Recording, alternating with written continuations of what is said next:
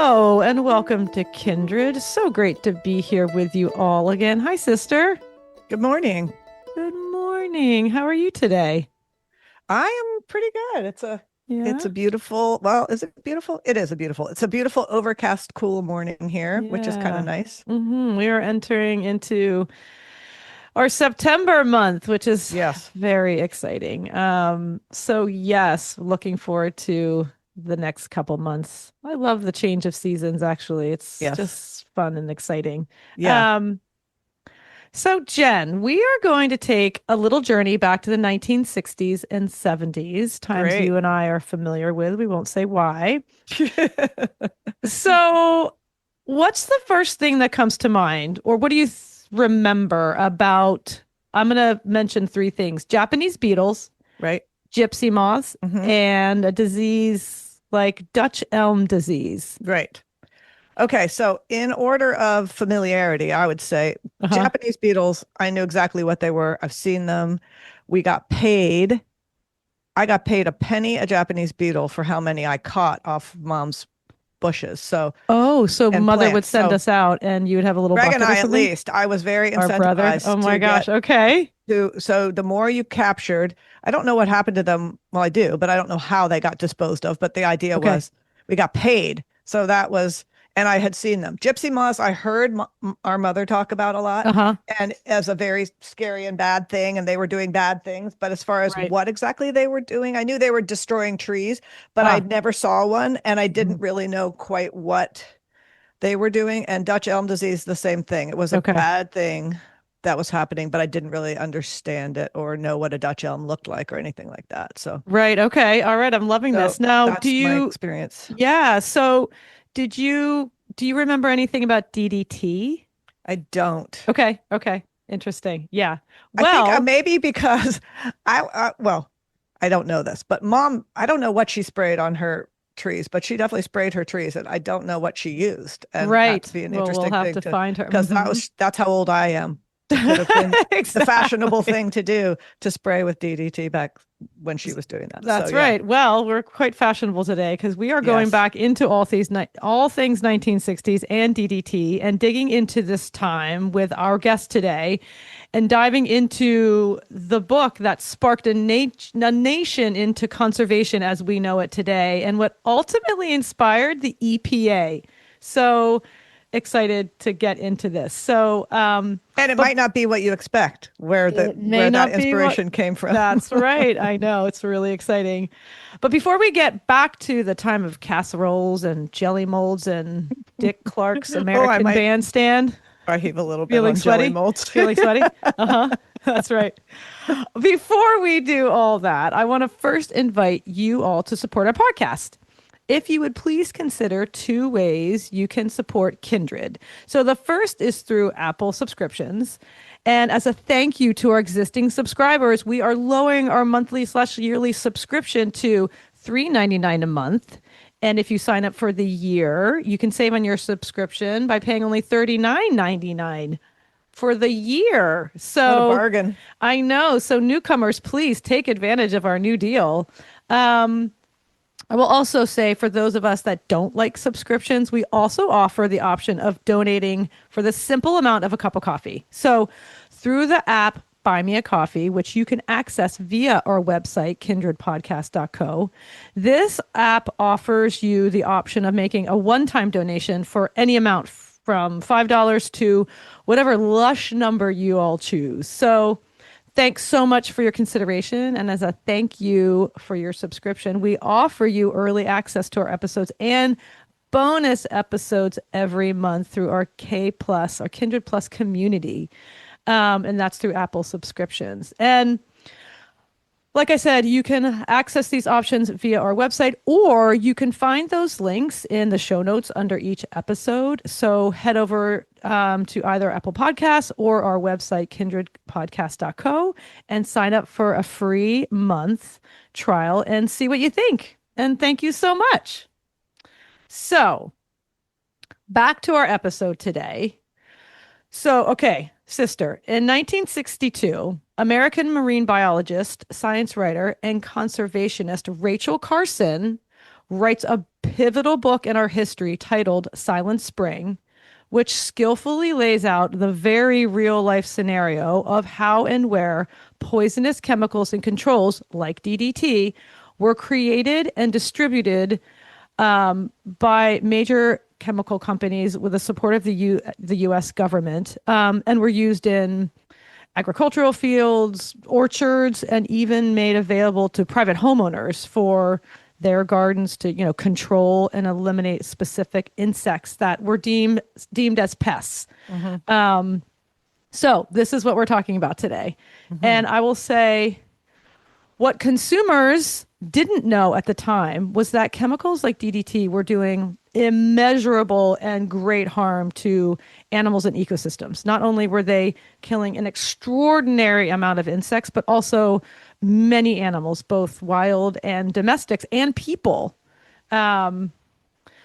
So in order to dig into not only Rachel Carson, but her world famous book, Silent Spring, we have asked Pulitzer-prize winning author Deborah Blum to walk us through the life and times of Rachel Carson, who sadly died actually a few years after the publication of Silent Spring. And we'll get into that. It's sort of not ironic. It's actually just, it's a crazy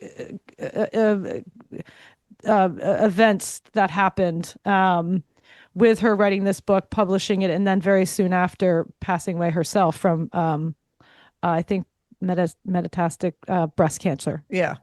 If I remember correctly. Yes, that's what she said. Yeah. So a bit about our guest today, Deborah Blum. Deborah is an environmental journalist, a Pulitzer-prize winning science writer and science columnist, author of 6 going on 7 books, and only just recently retired as the director of the Night Science Journalism program at MIT. She specializes in toxicology and for the last 15 years has been writing about poisons and pesticides in our everyday lives.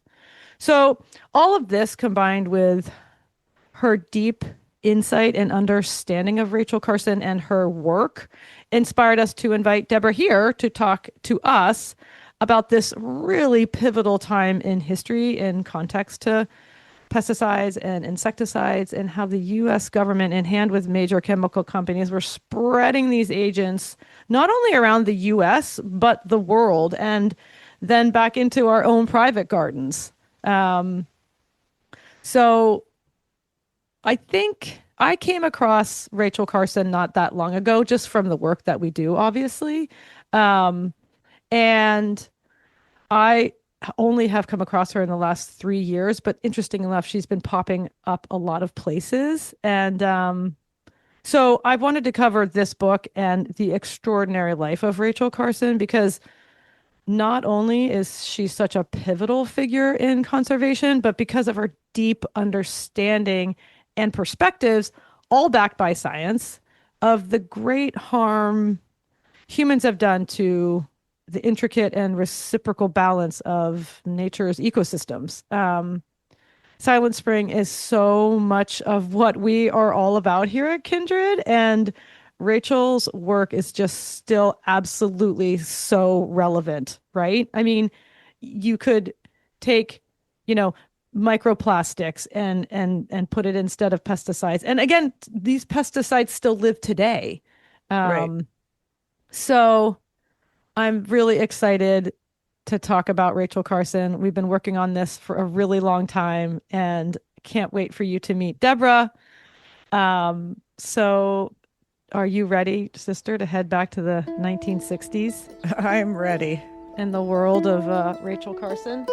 I'm ready. Rachel Let's do it. Carson. All right, here we come. Okay, everyone. Thanks so much for listening, and we will see you at the takeaway.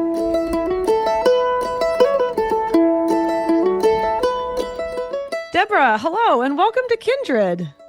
Hello, it's really great to be here.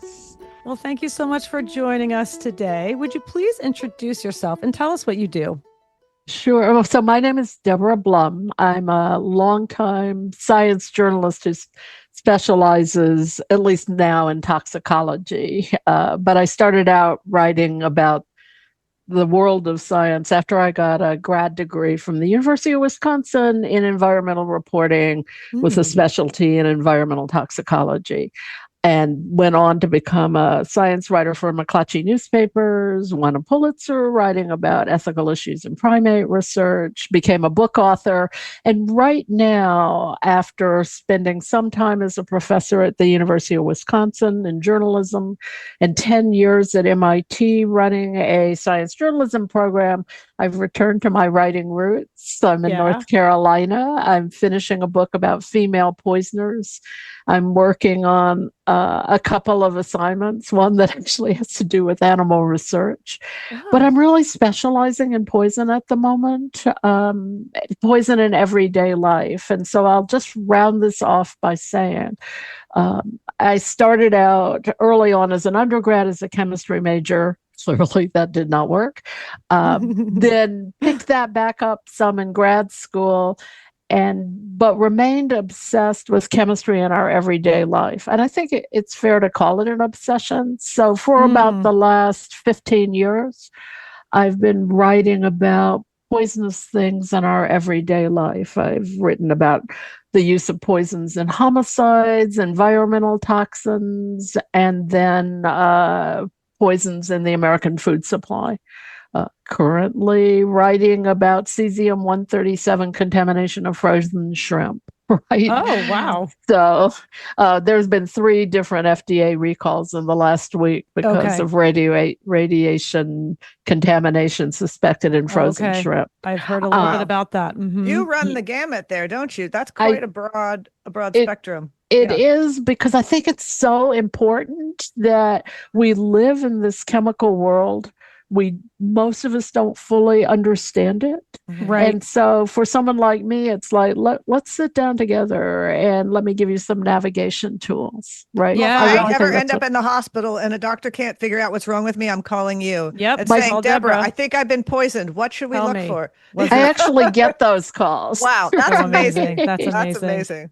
Wow. So from Pulitzer-prize winner to writing about women in poisoning, I mean, this is all like right up our alley. Like we have to be careful not to this is about Rachel Carson, not about, but, maybe we'll just dip into another subject with you at some point. But so thank you for that introduction. And Deborah, we've asked you here today to speak with us about Rachel Carson, who was an American marine biologist, science writer, and conservationist, and specifically about her book published in 1962 titled Silent Spring. She sadly died shortly after its publication. We've covered the premise of her book and her bio a bit in our introduction for this episode for our listeners. If you haven't listened, please go back. But Deborah, I'd love to start off with a bit about how you came to be an environmental journalist and science historian, and how you found Rachel Carson and her book, Silent Spring. Yeah, that's really a fascinating backstory, and I'll try to make it fairly brief. So I was always interested in environmental reporting, and I leaned into chemistry because I love chemistry. It's beautiful, it's fundamental, it's really terrifying, and all of that makes it really fascinating to me. So when I became an environment reporter, I got my grad degree at the University of Wisconsin. I went to work for McClatchy newspapers as an environment reporter for one of their medium-sized papers in Fresno, wrote about pesticides, wrote about water contamination, air pollution, and then segued up to the SACB to write about science more generally. Still really interested in environmental chemistry, so I continued to write about that. Right. And there's no way that you could have that kind of background and not be sort of brought up with Rachel Carson, right? Yeah, that makes sense. Yeah, so I spent a lot of time looking at pesticides. So very early in my science writing career, I was reading Silent Spring. I actually have a 1964 copy of it. I think it's like the 6th printing or something that I carry around with me wherever I go. Amazing. Nice. But she really shaped the way we see both the environment itself, but also the way we tell the story of the environment. And that's where I see myself sitting. She was a pioneer in teaching all of us who write about environmental chemistry, how to tell stories in a way that connect with people who didn't necessarily train in chemistry. And we could all wish to write as well as Rachel Carson, right? Love that. Writing in a way that connects us, the kind of the lay person. I really love that. That's really interesting. And I should add really briefly, I'm the daughter of an entomologist. So right. Yes. he studied pesticides, right? And he used to tell stories about them when I was a kid, even, right? Sometimes in a very positive way, sometimes in a very negative way, right? Okay. So that pesticides were always sort of part of the way that I thought we needed to explore chemical contamination in the chemical world around us, right? And if you move forward from where Rachel Carson first, really brought that issue to public consciousness in a way it hadn't been before, and you come forward to the 21st century, we're not using DDT at the moment, but are we still using really dangerous and destructive chemicals in agriculture? You betcha, right? So she both moved the movement forward, but it's not like we don't still need Rachel Carson's out there. Right. Yeah, absolutely. And, let's dig into Carson's book, and let's start with, continue an overview of why she was compelled to write Silent Spring. And, let's talk a little bit about what was going on in the 1950s and 60s in the world of chemicals and pesticides, and how did they come to be used, like you were saying, in insect management and agriculture. I'll put that management in quotations. And how subsequently did Carson become aware of not only DDT, which I'll just say for those of us who didn't know, which is a synthetic insecticide, and other such chemicals, but also the horrific effects that they were having on the ecosystems and human health. So if you go back and you look at the long-term warfare between farmers and pests, right? Let's just make insects be pests, weeds are pests. Everything to a farmer can be a pest, right? Right. One of the earliest things that you see in agriculture, starting in the era of industrial chemistry, is the use of heavy-duty pesticides. And what makes DDT, which is really the pesticide that Carson focused on, so interesting, is up until about World War II, when we started developing pesticides that were either organophosphate or chlorinated hydrocarbons. Until we developed those kinds of synthetic pesticides, the number one pesticide was arsenic, lead arsenate and calcium arsenate. And it was used in the United States. I'll just stick with the States. It was used everywhere, but in the United States with a really heavy hand. Right. So when I was a professor at the University of Wisconsin, I actually wrote a story about all the places in Wisconsin where you could no longer actually plant crops because of the arsenic residues in the soil there, right? These lead arsenate pesticides stayed forever. Stay along, Right. So when DDT came along, you had chlorinated hydrocarbons and you had organophosphate pesticides that were in part developed because of research for warfare uses, right? Eliminating pest threats for soldiers. People embrace them wholeheartedly. This is the DuPont better living through chemistry. This is like the miracle of chemistry. I'm also having like flashes of those old timey clips of like people being pumped with that dust to get out, like after during war times. This is all coming out because of what they sort of discovered like during and post wartime.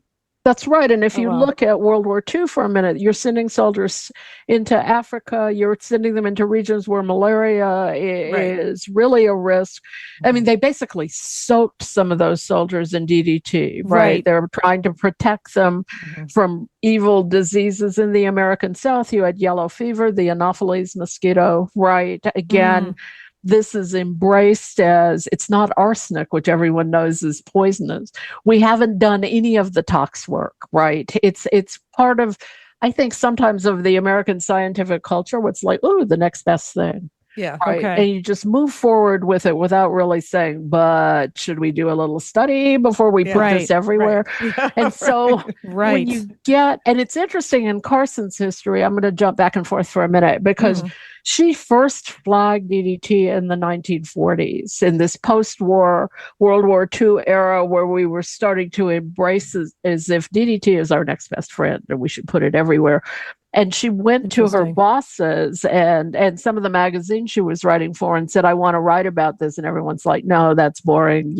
This is, just an agriculture story. And also go ahead and keep writing about the ocean, which was her background, right? Okay, She right. really specialized and became a renowned author writing about, conservation and ocean science and in a beautiful way, right? Yes, she Won was the a National beautiful Book writer. Award. Fabulous writer. Yeah. And so she really stayed in that lane for well into the 50s. But she also, and this is one of the things I think makes her so interesting, didn't let go, right? She was the Right. kind of person who wouldn't let go of something she thought mattered. Yeah. So she's in this world of writing. She's a science writer. She's been doing this. She wrote books on the ocean and beautifully written. And like you were saying, she knows how to connect people through her writing to like their own backyard. And she was, correct me if I'm wrong, but she was also being published in Reader's Digest, and like housewives in the US were writing Rachel and saying, we are seeing crazy things in our yards and our farms and all of these things. And so and you get like a housewife movement. This is a big thing. But she listened to them. Is that Yes. accurate? I think that's exactly right. I think, there are not very many in this period visible women in science, Right. It's not, the scientific enterprise was not all that welcoming to women, period, right? And so Rachel Carson becomes one of the people, partly through the power and success of her writing about ocean systems, the sea around us, that people both can see her, but they can also see, and I want to step back for a minute. If you look at the other thing that really shaped her, it was the way she just cared about people, right? She did not go on, she got her MS, but she did not go on for a PhD, which she wanted because she took a job to take care of her family. When her sister died, she adopted her sister's son and took care of him. Oh, wow. Women around the country, she was a lovely person. And women around the country both saw her as, a scientific leader, but they also saw her as someone they could relate to, the kind of person that they would want to talk to. And at the same time, and here I'm going to drop back to a story my dad actually told me to give you an example of the kind of things that people were starting to say to her. So my dad, when he got his entomology degree, he got it at the University of Illinois in Urbana. And he told me that when he was a grad student, he'd be walking across campus and robins would drop out of the trees in convulsions. Oh my goodness. Because they had soaked the trees with DDT. Right. And DDT is, and partly, they were spraying for gypsy moth, they were spraying for other pests, but DDT is acutely neurotoxic. Yeah. Right. And so he would be walking across campus and these dying birds would drop at his feet. And it really affected the way he thought about pesticides, broad spectrum pesticides like DDT, right? And so that's what they were seeing. In this period in the 40s going into the 50s, we were like dancing with pesticides. People were like soaking their backyards with it, right? You're going to have a cookout, be sure and get out the DDT, right? Yes. And so they were actually seeing dying birds and other small mammals around them. And the government was so supportive and the chemical industry was so indifferent that where could they take these stories, right? They started writing to Rachel Carson. Right. Amazing. And, she says in the book, and I'm going to read a quote here just to give an idea of what she was hearing, and even other ecologists, other scientists were also getting reports of this. And it was, quote, most alarming. And I'll read a quote from chapter 3, titled Elixirs of Death. So Carson writes, quote, chemicals have entered and lodged in the bodies of fish, birds, reptiles, and domestic and wild animals so universally that scientists carrying on animal experiments find it almost impossible to locate subjects free of such contamination.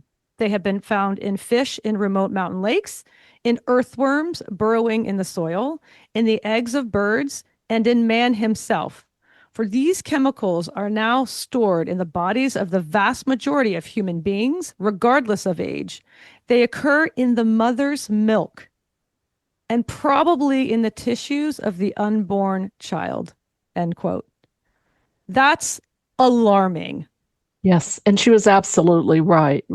There are compounds that just bioaccumulate, especially in fatty tissues, right? Yeah. And so you have them forever and they release at often just the wrong moment, right? And certainly when you're pregnant, right?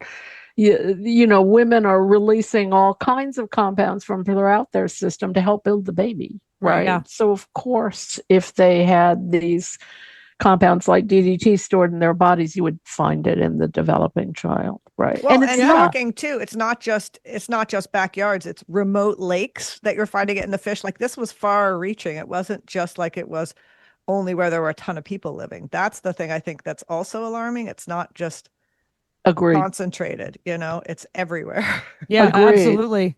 Yeah. And if you wanted to pick a 21st century parallel, you could pick microplastics. I just want to say PFAS. Yeah. That's what I was thinking, right? And we hear about that all the time. PFAS, just because now they're finding them in creatures at the depths of the ocean. In the Arctic, the Antarctic, right? Yeah. They're everywhere, right? So if you look at her ringing that bell, then right. And some people will say not only was she central to the start of the American environmental movement, but also globally. Mm-hmm. She was one of the first very public figures to say this starts in our backyards, but it doesn't stay there. Yeah. Right. Right. And I think that's where I didn't realize she had kind of become aware of this in the 1940s because she wrote the book in 1962. And so she was campaigning for this for a long time. And, after the publication of Silent Spring, there was a major backlash against Rachel from chemical companies producing these pesticides, bringing into question her perspectives and facts and science of her book. Yeah. They also ruthlessly attacked her character and relevance as a scientist, especially because she was a woman and an unmarried woman and a childless woman. Well, she adopted her nephew.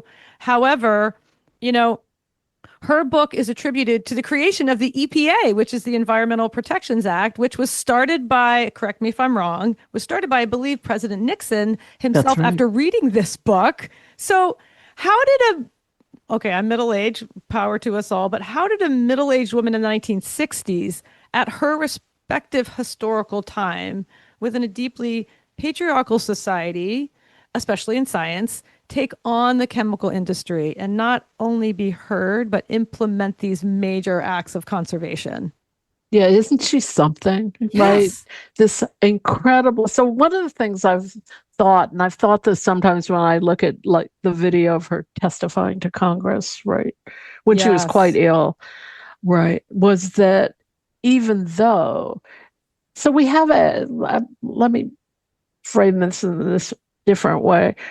There's a stereotypical image, I think, created by men of what, a lady is like. Right. A ladylike woman, someone who fits into their sense of right and wrong. And what's so interesting about Rachel Carson is that here she is, she's breaking through all these barriers. She's challenging major industry and governmental policies, right? She's essentially a bomb thrower, and yet she does it in what I always think of as the most ladylike way. Right. She's always dignified. She's soft-spoken. She dresses conservatively, right? You can find pictures. She almost looks, when I look at some of the pictures of her, she reminds me of like the middle-aged women who would go to church in my grandmother's Methodist church in Kentucky, right? With their white gloves and little hats, and, right? Very sweet, very petite, pretty, or not petite, just like little, sweet little ladies. And harmless. So people see her, and you have the chemical industry trying to demonize her. And I don't know that this was even strategic on her part. That was who she was. Who she was, right? So she never goes out and actively says, back off, I'm a woman. She just keeps saying, but here is my point, right? Yeah. Here is what matters. And she does it in the nicest way. And so all of these personal attacks on her start just fail. You can actually see actual studies of how they begin to fail because people look at her, they listen to her, and they think that's not what she is, right? Yeah, that's interesting. She did it perfectly. I don't think I would do it as well. It may have been an accident, right? Yes. But like, what an amazing thing, because I'm sure there were no men on any of these panels that she was testifying to. I'm sure there were not. I mean, this is an age-old problem. Let's just discredit her. Let's go after her personally. Let's go after her. Whatever. That's right. All of these things, and she's just this unflappable somehow woman. Yes. I mean, it's unbelievable. I mean, she and as you say, that's just who she was, but how lucky it is who she was, because she could have made it a lot harder for herself if she had reacted in a less demure way, shall we say. Like she was like a triple threat type thing. And when you and I last talked, Deborah, you said like you think that part of how this kind of went through Nixon went into like, they're like, oh, let's just make this conservation thing called the EPA. And like part of what you're thinking was because she was like, Jen, what you're saying, like she was non-threatening. So they're like, let's just do this. It's not that big of a deal. We'll just do this. It's probably a good idea. It's going to make some people in the US happy. You know, I think that's right. I think actually, and I've read studies in different journals that the chemical industry didn't realize what the EPA was going to mean, right? We'd never had that. And it was so like, pat on the head, Environmental Protection Agency. Right. Yes. And I've always thought it was so interesting that it was Nixon, right? It is interesting. Yeah. But it passed in part. And there were interviews done with people later in which they'd said, if I'd realized what it was, I wouldn't have voted for it, right? People just didn't realize. And maybe some of that's the Rachel Carson magic. When people saw her, the first thing they did not say is, oh, here's a threat, right? She was such a nice, ladylike persona, right? And so she was perfect for what she did. And I know this is a cliche, she had a spine of steel. Right. I really admire that. Absolutely. And, also she makes me think of like the Jane Goodalls, these people who are just calm. And again, though, don't think you just can't go and study all these animals around the world and deal with this patriarchal sort of science space and not have a spine of steel. Like these women are grit and steel and incredibly strong and highly focused. And call me what you want. Who cares? The point is, we're poisoning our citizens and all of the animals, and this wasn't just, and I will mention here, all the while she's campaigning and she's speaking in front of Congress, she has cancer. Right. She herself now also has cancer. Her sister has died, and now she is in the throes of this battle with cancer. That's right, metastatic breast cancer. And she conceals it for all the reasons we're talking about, right? Yeah. She testifies wearing a wig to cover up the hair loss. She never publicly tells anyone. I mean, people find out that she was dying of cancer after she dies, right? Wow. Amazing. Because she knew they would use that against her. Yeah. And I don't know if this fits, but another example of this is Alice Evans, is the female scientist with the U.S. Public Health Service in the 1920s who brought pasteurized milk to the United States. And she she's amazing, also an amazing woman, not as well known, but she crusaded for pasteurized milk, which we didn't really fully get until the 1930s, became ill with brucellosis, which was one of the, really nasty pathogens that was in milk at the time. And the dairy industry, which did not want to spend money on pasteurization, then said, oh, look, she's a woman. She can't even stay healthy. Right. Now, she won that fight. She became president of the American Society of Microbiology in 1929. So also super cool. But if you go back in the history of how people respond to women scientists challenging the status quo, they're weak, they're fragile, they're not healthy is the number one line of the text. She knew that. Yeah. Right. You're right. I didn't think about that. She would absolutely have known that because she's been in this world. She's been writing in scientists and in that world she would have been hearing this and seeing this too. And she must have had that insight. That's right. To be like, yeah, I'm not, you're not gonna get me there. Like my sister said, unflappable. Yeah, right. Also, I was thinking, she also was so focused in her mission. She's like, I'm not making this about me. This isn't about me as a particular human. I'm not going to bring my illness into, that's very classy actually, to just be like, nope, this is not about me. Super classy. That is such a good point. And she was classy. And then finally, you mentioned earlier, I mean, one of the reasons I like science history so much is that you can't figure out where you are today unless you know how you got there, right? Yes. But she was such a phenomenal researcher. I mean, it's pretty clear that in that period from the 1940s when she first flagged the issue to when she wrote Silent Spring, she was doing research, and she, in addition to hearing from people, she reached out to communities. There were communities that had filed lawsuits about DDT, right? There were other people, the Audubon Society, because of the massive loss of birds in the United States, had gotten involved. So she also was able to use who she was to build these networks, right? And get information and go back into the history of science and figure this out. That's a really good point, just to highlight that again, that she had real backing from people, and she was so smart. And like we said again, like she just was so good at taking all this science and connecting people, everyday people, to their environments and igniting like a curiosity and a dedication to understanding those environments. And also like, people love their yards, and like I said, people don't, like your dad seeing songbirds drop out of the sky. Nobody wants that. No. But she did have real backing behind her too, which was really, because she just was extremely intelligent, and they knew she was right. Yes, and so she did her homework. She was methodical about doing the research, and that's the other probably part of why they couldn't knock her down, right? If it had been shoddy, melodramatic, kind of non-fact-based research, it would not have accomplished what it did. But she was just a first-class researcher, right? Yes, and smart with it. Amazing. Yeah. So I'd like to switch gears a bit and talk about the impact that Silent Spring had and still has on environmental perspectives and I guess the conservation at large. I mean, throughout the book, Rachel talks about the importance of a relationship of curation and governance of nature through a gentle, thoughtful, and respectful approach to working with nature and not, waging war against it through chemical controls.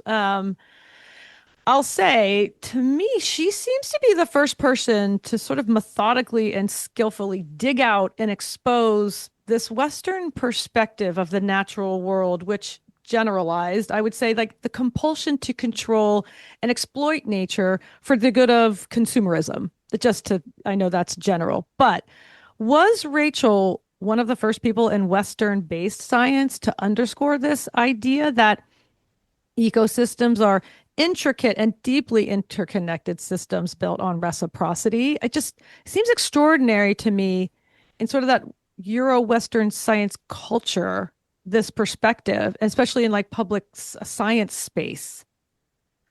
I don't know. I'd like to give Rachel Carson. I like to give Rachel Carson tons of credit. But in this case, I think her real achievement in terms of like situating us in the natural world, right? We live in this interconnected natural world, right? You pull one thread of a species and you tug on others, right? The amazing mosaic of life on Earth where every piece matters in ways that we still don't fully understand. Right. I think she totally got that. I think her work in aquatic biology had showed her that, right? It infuses parts of Silent Spring as well, because, underpinning all of Silent Spring is we're all connected in this. But she wasn't the first person to raise that issue, right? If you can go back into, some people will go back even farther to Carl Linnaeus, who did the first classification of living species, and Buffon, who did a better job but never got as much credit in the 18th century. But in the 19th century, we know, for instance, that Alexander von Humboldt actually started working with ecological plant geography. The word ecology comes out of the 19th century. But here's where she comes in, I think, in this way. There's a lot of people in science who know that. I mean, if I ran around my neighborhood here in North Carolina and said, no Alexander von Humboldt, people would not. Right. Okay. They would know Rachel Carson, and they would know the way that she elevated that to a community discussion. And that, I think, was one of her real strengths also, that she could take things that, we might, like at the time, might have even been kind of obscure and inside science baseball, and bring them out into the public conversation. And the fact of the matter is, that's huge. Yes. That's huge. So she brought it to everyday people. That's exactly why right. we know her. Because I don't know anybody who wouldn't. Well, I'm sure I know people who don't know her name, but you're like, I'm sure I've heard of her. You might not be able to pinpoint why, but yes. Right. And that's what, I grew up with Reader's Digest. I think many of us did. So she kind of brought it into our living rooms. I think that's the difference. This deeply sort of this right, and that's what it kind of insider baseball, it feels like. A lot of scientists know this, but maybe me sitting at home with my two kids and my husband after dinner, I didn't know that. And that's bringing exactly that into right. Sort of bringing environmentalism and conservation into the modern mainstream. Yeah, you've put that perfectly, because that's the way I think of it, right? Things change when it becomes a community awareness of an issue or a problem or something of the way things work. And science, as we all know, especially starting in the 20th century, I think, tends to be kind of real scientists talk to other scientists, right? So some of the most important sort of issues don't get out into the rest of the community, and you push people away from science. Rachel Carson pulled them in. Yeah, that's cool. Well, and I also think even now, like so many times when we talk to scientists on this podcast, I love the people that we choose because they make it accessible to real people. And I think that science can make people think, oh, I'm not smart enough to understand that. But when somebody's actually so good at their job, they can explain it to somebody who doesn't understand the intricacies. I think that's a real credit to them, because that's hard to do. Agreed. Agree. So unanimous vote. Right. Well, just to bring her voice into this again, I want to read another quote. This is from chapter 6, called Earth's Green Mantle.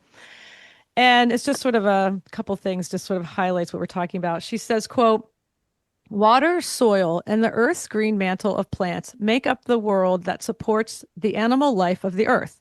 Although modern man seldom remembers the fact, he could not exist without the plants that harness the sun's energy and manufacture the basic foodstuffs he depends upon for life." And then she goes on to say, "The Earth's vegetation is part of a web of life in which there are intimate and essential relationships between plants and the earth, between plants and other plants, between plants and animals."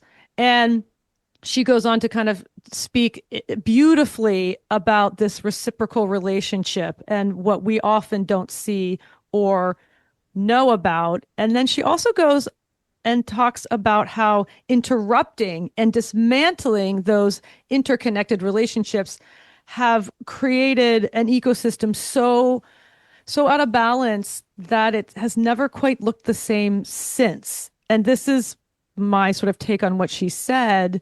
What are your thoughts on that?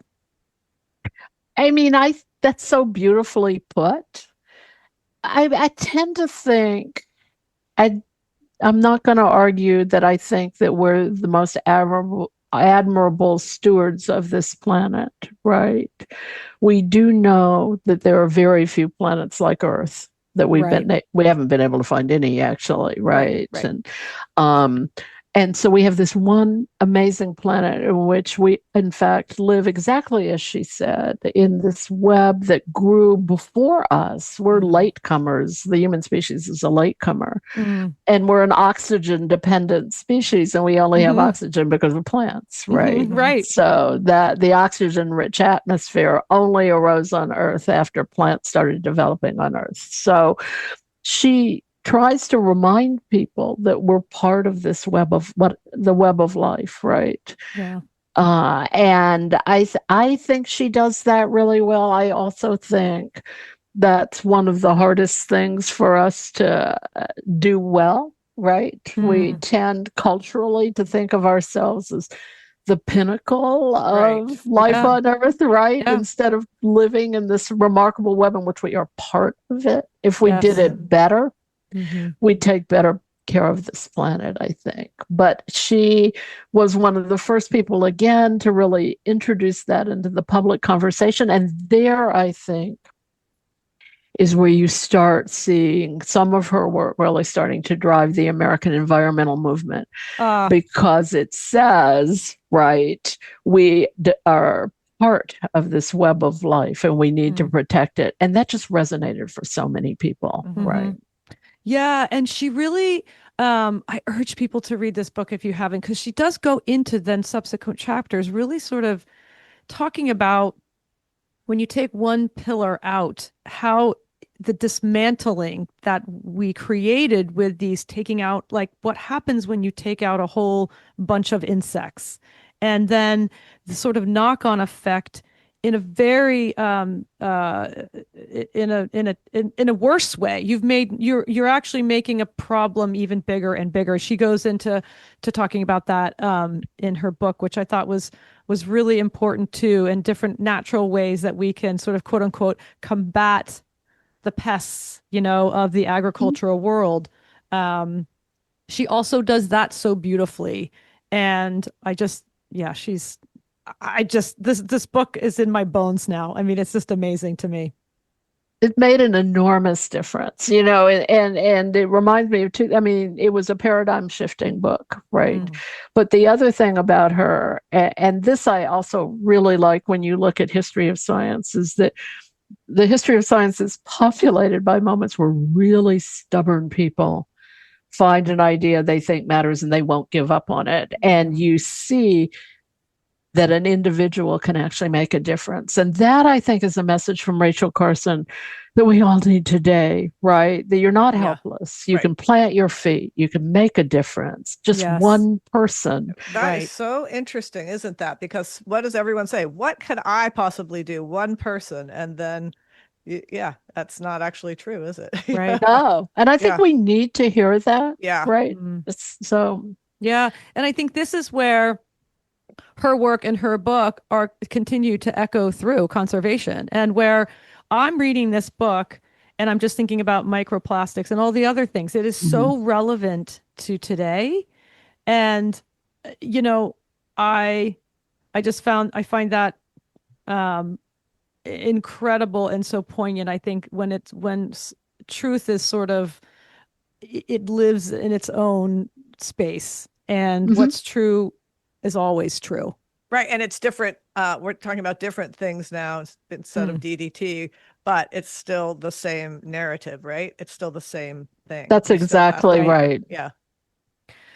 So we always ask our guests the same question about why is this conversation important, but let's make it about Rachel. So why is this conversation that Rachel started? You almost I'll said say this conservation. Why is this conservation important? that's same, right? Freudian slip. It Why is the same. right? Yeah.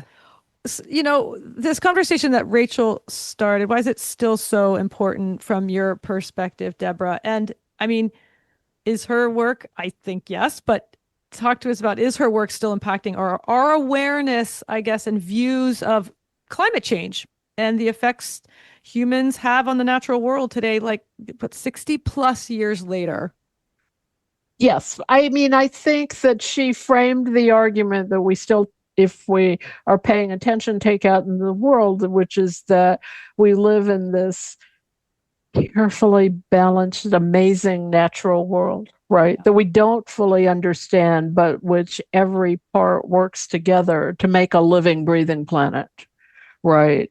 And we need to hold on to that because that's as true today as it was then. Right. As I said, she's in a continuum of people that have looked at that, and climate change is a good way to follow up on some of this, because when we look at global climate change, that's exactly what we see, is what she said. Pull this thread here, right? Change the southern oscillation in the lower Pacific Ocean, and you're going to see this weather effect over here, right? Wow. Or, right, this particular heating array. I mean, and we really do see this with climate change. It's not one uniform thing.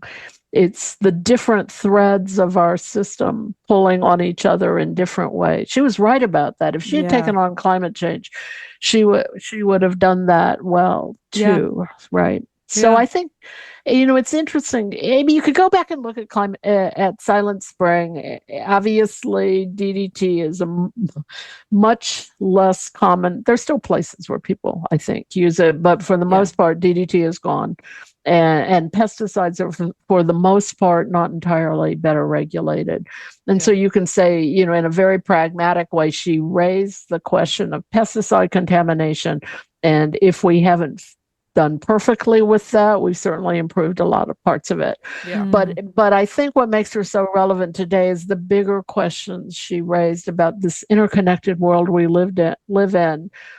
And trying to be smart about the fact that all of it works together, and that we shouldn't be randomly thinking that we're smarter than nature. I think we do that all the time. And I think she reminded us that we're actually not. We're just part of it. Yeah, that's really beautifully said. And these threads you mentioned that she talked about, these systems built on reciprocity, have been, these processes have taken billions of years to get here. And she talks about that. And, it's precisely why the human species has come to exist and why we continue to thrive as a species. And Rachel's work just beautifully, for me, highlights this many times. And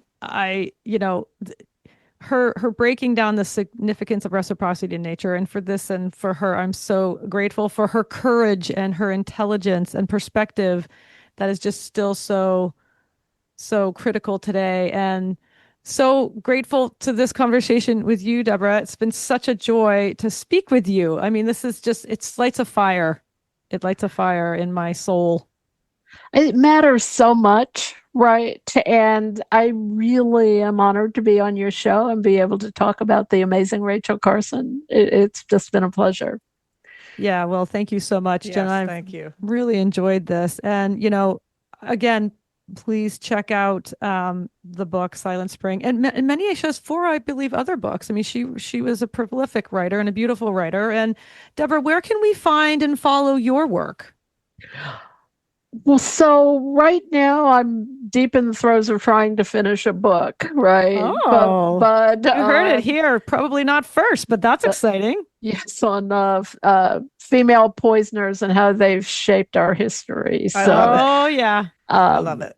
It's really, really fun and really challenging, which I like. But so mostly I'm working on books right now that, you can find them at almost any indie bookstore or online bookstore, or, bookstores. Yeah. Is there a potential release date yet for the Poisoners book? I'm just very curious. If you have Yeah, that. so Okay. I'm turning in the revisions to my editor this fall. My guess is probably either sometime next year or early the following year. And one of the things about books is you're always want to be really careful as an author if your book is published in an election year, because the election can overshadow it sure will. everything else. You're right.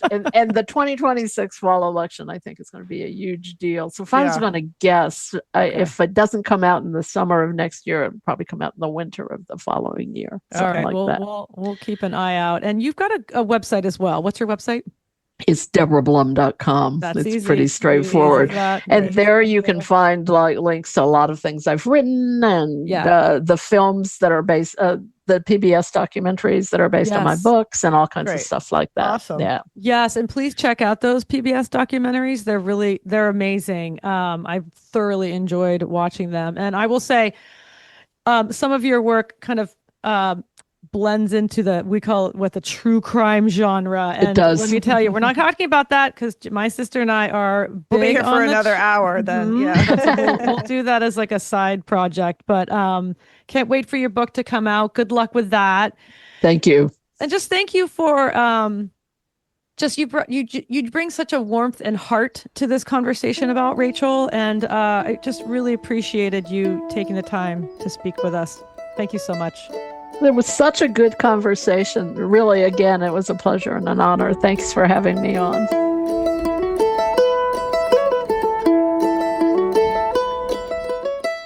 Hey, everyone. Welcome back to The Takeaway. Just first and foremost, thanks so much to Deborah Blum for speaking with us today. She's amazing. And if you want to find out more about her on her website, please look for her at deborahblum.com. What a warm and insightful perspective she has on Rachel specifically. Yeah, that was so cool talking to her. I would love to learn more about her, but this was really just so focused on Rachel Carson, but I would love to. Yes, well, we'll have to look out for that book that's coming out, everyone. Exactly. So book number 7. So yes, she was just, you can tell how much respect and that she has for Rachel Carson, as well as Rachel Carson deserves that respect. And so what's your kind of overall takeaway? I think my overall takeaway was the sort of the peek behind the curtain that she gave us into the person that Rachel Carson was, and her dedication to her work. And when she was speaking about, when she was testifying about in front of Congress about all this, and just how this is when she's dying of cancer, and yet she was just steady and quiet and not argumentative, and that's my word, but just how she conducted herself and how she just kept herself out of it. And we don't see that a lot. A lot of times when we see people testifying, they make it a lot about themselves a lot of times because they feel important, I think, and just the humility. Defensive. Or defensive, exactly. She was just steady and just the facts kind of thing, and just how groundbreaking that was, not only how she conducted herself, but the fact that it was a woman doing this as a scientist, a woman scientist in that time of the world. She was so far ahead of her time. Yes. And that, I wouldn't have known just reading any of her books. I wouldn't have gotten that window into her. And so that sort of informed the whole thing and just gave me a secondhand respect for her through Deborah's eyes of this is what she was dealing with, and this is still how this was this important to her. Yeah, that was incredible. Absolutely. And it's interesting that you mentioned that, because I have a little quote from Linda Lear, who is an expert on Rachel Carson, and wrote the introduction of the most recent publication of Silent Spring. And she says, quote, and this is on this is at the very beginning. So she said, after World War II, science was God and science was male. Yeah. And so that's exactly what you're saying. Like, in the face of a deeply patriarchal system within science, Rachel Carson was able to, again, her North Star was so clear to her, and what her purpose was and why she was writing and doing what she was doing, that she never faltered. No. And a spine made of steel, and a motivation from real love of nature and the animal kingdom and her fellow people. Right. She cared deeply about what was happening.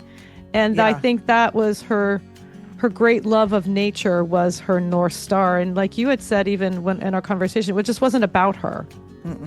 At all. And don't think that people, I mean, when we tell you these chemical companies went after her brutally.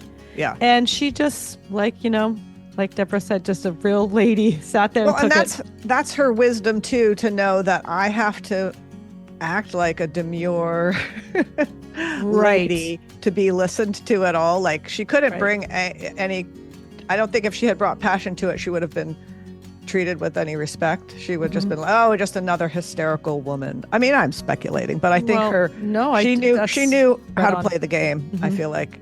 Yeah. And, I think she really sort of tapped into this bigger ideology that many men had at the time and within science, and sort of this, we have to rise above and be the caretakers. And so there's this one quote I'll read in chapter 7, page 99.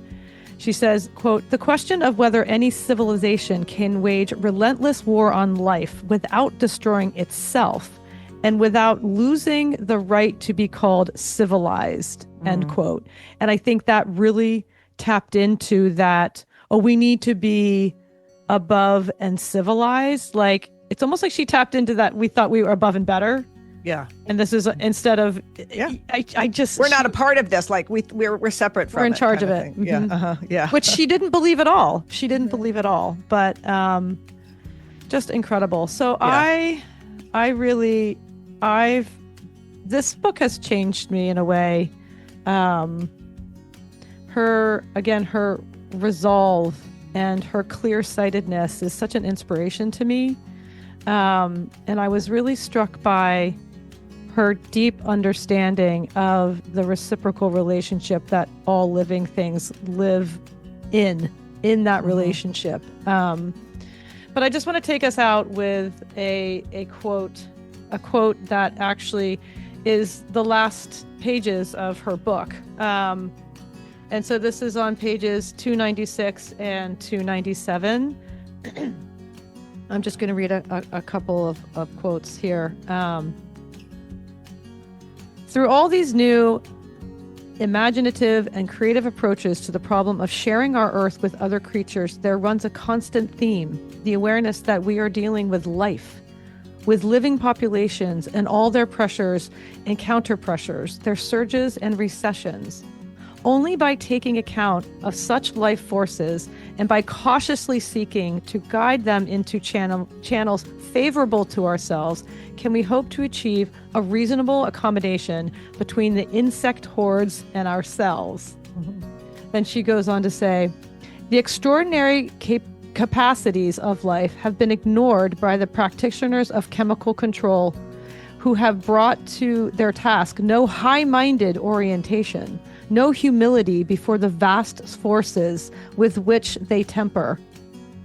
The control of nature is a phrase conceived in ignorance, born of the Neanderthal age of biology and philosophy, when it was supposed that nature exists for the convenience of man. Yeah. The concepts and practices of applied entomology, for the most part, date from the Stone Age of science. It is our alarming misfortune that so primitive a science has armed itself with the most modern and terrible weapons, and that in turning them against the insects, it has also turned them against Earth. And mic drop. Yeah. But what else is there to say? Yeah, that's amazing. I mean, that is her, that to me wraps up Rachel Carson's perspective and this book, Silent Spring. So, not only that is that so powerfully written, it's so beautifully written. And she's got many other books, a lot about the oceans and seas. She was a marine biologist at heart, I think. And so please check her out. Please read Silent Spring. I find it, and we will put this also up on our book club. This isn't necessarily a book club episode, but it kind of is. So also, if you want to learn more about this episode, you can follow us on Instagram and social media, the Kindred Podcast, of course. So thanks, everyone, for listening. This was a subject I've been wanting to cover for a long time and really near and dear to our hearts. So, and obviously, this stuff goes back from little for us. This is something that she talked a lot about Pennsylvania and the East Coast, and she also talked about a place called Hawk Mountain that we're all really familiar with here, especially in mine and Jen's more intimate community. We know that area really well. And so it really was sort of a trip down childhood lane. So thanks, everyone, for listening, and we'll see you next time. Lots of love. Take care. Kindred is hosted by me and my sister Jen, produced by Kat Gaddy and myself, sound production and editing by Dan Cooper, original music by Ellie Grace, and our Kindred artwork was created by Lindsay Coffin. Please follow, rate, and review wherever you listen to podcasts, and feel free to contact us through our website at kindredpodcast.co, where you can also find details about Kindred Plus, our subscription service, as well as links to our social media accounts and show notes.